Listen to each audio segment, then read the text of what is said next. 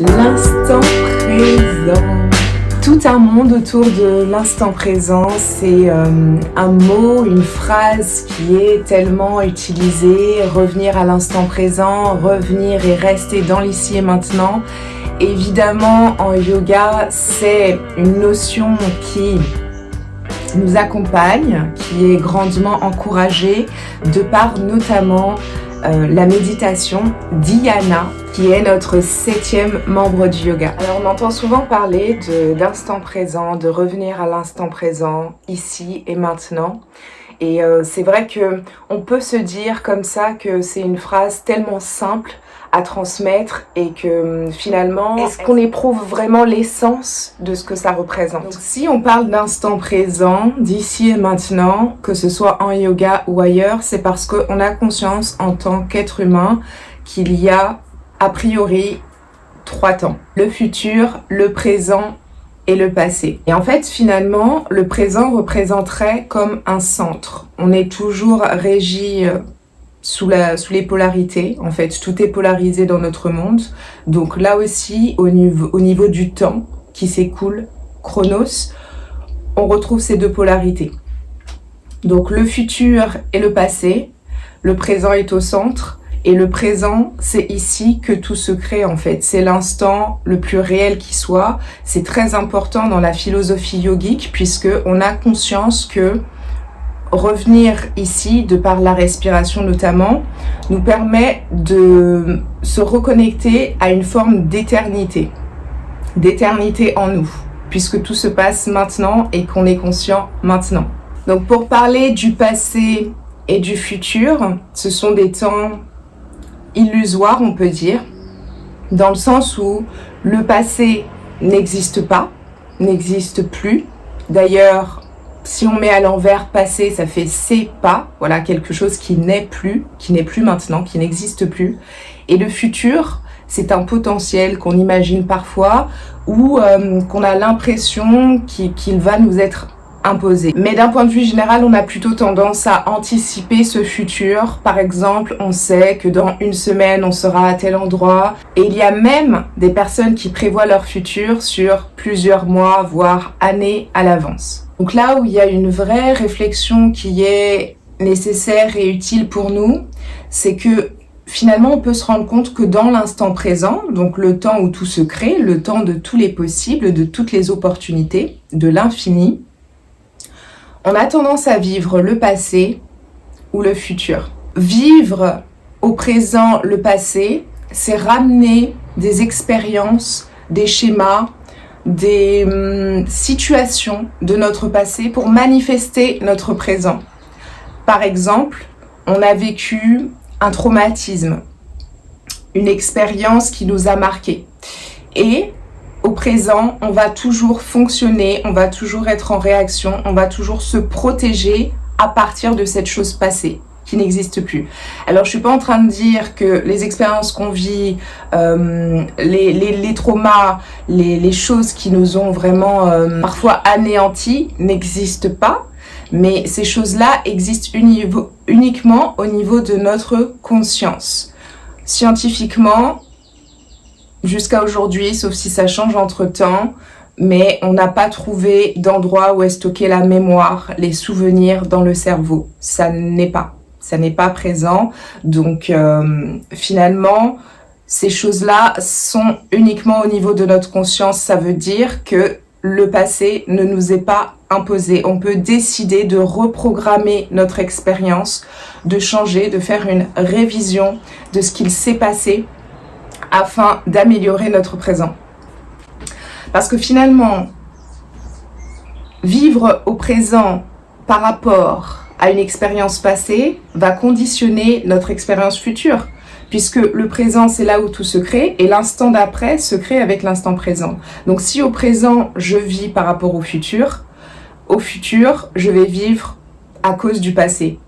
Et ça fait une boucle en fait, une boucle interminable. Vraiment, chronos, l'Ouroboros, cette forme de routine et d'asservissement au temps. Alors que finalement, le temps présent est une richesse qui est incommensurable. Vraiment, puisque on peut décider comme je disais, on peut décider de ce qui va se passer au futur. C'est vraiment entre guillemets le futur, puisque le futur n'est que un instant présent qui s'est produit à partir d'un autre instant présent. Et ces notions-là, finalement, de passé, de présent et de futur, ramènent, moi j'ai trouvé un lien avec la notion de paradis et d'enfer. D'une certaine façon, on peut dire que ce sont des états ou des temps qui existent ailleurs qu'ici et maintenant. Et on peut se rendre compte vraiment que l'enfer et le paradis sont des temps imbriqués, tout comme le futur et le passé sont des temps imbriqués au présent. À chaque instant, vous pouvez expérimenter soit l'enfer ou le paradis. Et tout ça en fonction de votre propre conception, de votre propre regard sur les choses, puisque je peux très bien vivre une situation paradisiaque que j'estime merveilleuse dans mon instant présent et une autre personne va trouver que soit c'est pas si merveilleux que ça, soit alors c'est carrément un enfer. Une personne peut être dans une situation qui, au vu de la société, des personnes qui l'entourent, est parfaitement enviable, où on a tout ce qu'il faudrait avoir en tant qu'être humain pour être heureux. Eh bien, cette personne-là peut très bien vivre un enfer sur Terre puisque elle n'a pas construit son bonheur intérieur. Son bonheur n'est que extérieur, fait de matérialité. Et tout ça, c'est illusoire. Donc, finalement, on peut très bien être dans une situation qui paraît privilégiée et vivre l'enfer intérieur. Et cet enfer intérieur peut être shifté à tout moment. J'ai dit shifter, switcher, c'est switcher plutôt le terme, à tout moment, parce que il suffit d'une petite chose. Souvent, c'est comme ça que moi j'ai pris conscience en fait de cette notion d'enfer et de paradis qui ne peut pas être ailleurs qu'ici en fait. Je visualise pas ça quelque part ailleurs. C'est ici parce que je peux me sentir un peu mal, un peu déstabilisée par une situation, par un événement. Et un événement suivant va me rendre beaucoup plus heureuse et tout de suite, je peux sentir en fait le mouvement intérieur. C'est comme si la conscience change de point de focalisation. C'est comme un choix en fait. C'est comme un choix, vraiment quand on se responsabilise, on peut se rendre compte que c'est un choix de vivre au présent ou alors au passé et au futur. Et c'est un choix aussi de vivre l'enfer sur Terre ou le paradis sur Terre. Mais de toute façon, comme tous les extrêmes, il y a des points positifs et des points négatifs dans tout extrême. Donc, le mieux, c'est quand même de revenir au centre et en ayant conscience que cette forme d'enfer peut exister dans nos vies et cette forme de paradis peut exister également. Il y a une citation par rapport justement au temps, à l'illusion de ces temps futurs et passés. Cette citation dit qu'une personne anxieuse, donc qui éprouve de l'anxiété, vit au futur. Elle anticipe des événements, elle anticipe des situations, elle anticipe des ressentis qui font que dans l'instant présent, elle va se sentir inconfortable, anxieuse, malmenée. Une personne dépressive, c'est ce qui est décrit comme une personne qui vit au passé. Et souvent, c'est vrai qu'on peut constater ça. Moi, j'ai pu un petit peu observer et je me dis qu'effectivement, une personne dépressive, ce sont des événements passés et très souvent des traumatismes. Et encore une fois, c'est pas quelque chose à minimiser, mais vraiment prendre conscience en soi de ce qui se produit en fait. C'est là où toute la contemplation, tout le retour à soi est important, toute cette pratique yogique peut vraiment changer nos vies, puisque si ici et maintenant je revis des expériences passées, à un moment donné, je suis censée me rendre compte que je suis en train de me nuire à moi-même et que ces expériences, je leur donne énormément de pouvoir. Alors pour peu qu'il y ait en plus des personnes rattachées à ces expériences, finalement on donne le pouvoir à d'autres personnes de conditionner notre présent et de prévoir à l'avance notre futur, l'instant d'après. Une petite aparté, c'est une aparté, mais en même temps, ça complète énormément ce que je dis. Ça permet de prendre conscience. C'est souvent ce dont je me suis rendu compte, c'est que la langue, le langage qu'on utilise est un prolongement de notre pensée finalement, et c'est pour ça qu'on peut retrouver différents courants de pensée selon qu'on se trouve dans tel pays, voire même dans tel continent. Le mécanisme de pensée, le mindset n'est pas le même, simplement parce que le langage conditionne l'esprit. Et donc en hindi, on a le même mot pour dire hier et demain. Et ça, quand j'ai eu connaissance de ça, ça m'a ouvert en fait l'esprit justement. Ça a élargi ma façon de penser, puisque je me suis dit, effectivement, en Inde, ils ont une façon de vivre qui pour nous occidentaux est difficilement, enfin, on a du mal à comprendre ce qui fait qu'ils puissent vivre comme ils vivent.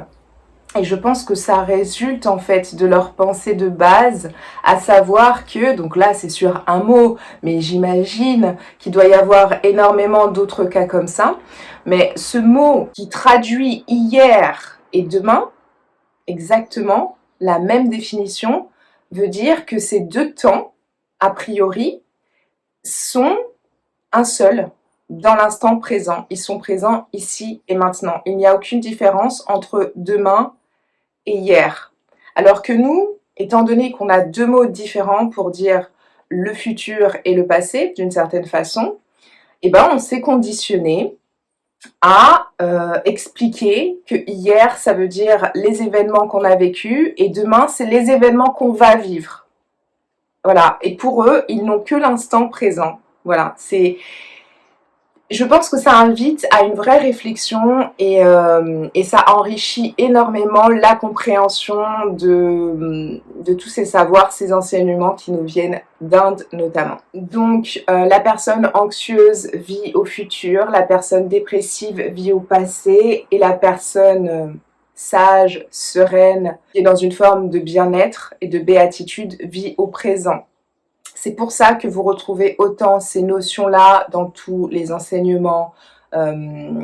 Beaucoup de ceux qui viennent en fait d'Asie, je peux me rendre compte que vraiment cette notion d'instant présent c'est une chose tellement précieuse, c'est une chose limite sacrée.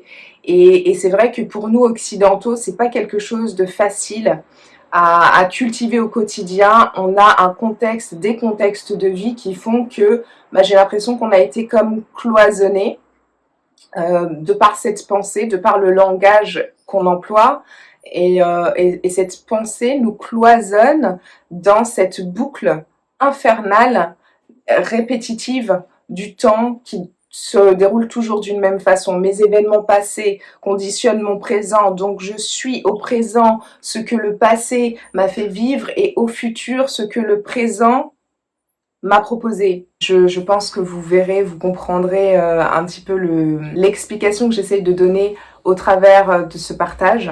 Et je trouvais que c'était très important, puisque effectivement, dans les cours, au niveau des cours de yoga, c'est toujours en fait pas aller ailleurs que de revenir à l'instant présent. En fait, il y a nulle part où aller. C'est ça qui est bien, parce que quand on vit au passé, ça génère quand même beaucoup de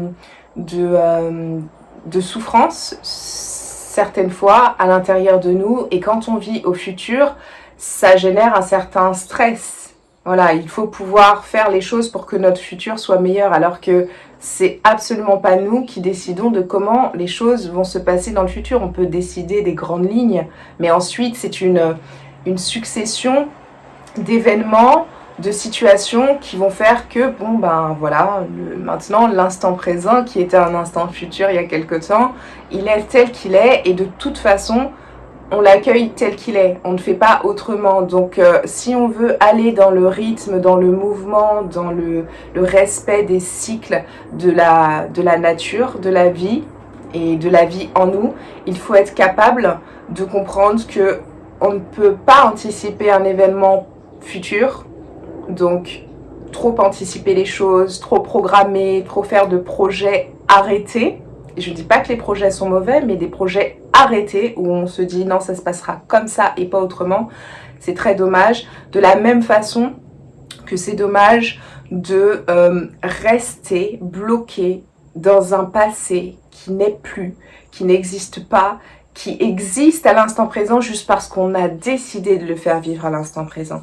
On n'est pas responsable du programme qu'on reçoit, mais on est totalement responsable de sa mise à jour. Donc ça veut dire à un moment donné, il faut pouvoir être capable de revenir à soi. C'est là tout l'intérêt en fait de certaines pratiques, c'est de revenir à soi pour se dire qu'est-ce que maintenant je vis et qu'est-ce que j'aimerais vivre.